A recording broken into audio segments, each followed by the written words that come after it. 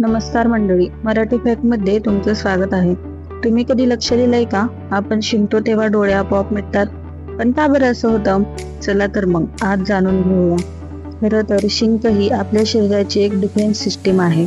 नाकात धूळ, धूर किंवा जंतू गेले तर आपलं शरीर ते जोरात बाहेर फेकून देतं. आणि शिंकताना इतका प्रेशर तयार होतो की डोळ्यांवर ताण येऊ शकतो. त्यामुळे डोळे बंद होतात, ते सुरक्षित राहतात.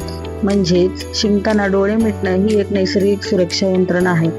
व्हिडिओ आवडला असेल तर लाईक, शेअर आणि सबस्क्राईब करा आणि अजून अशी माहिती जाणून घेण्यासाठी फॉलो करा. थँक्यू.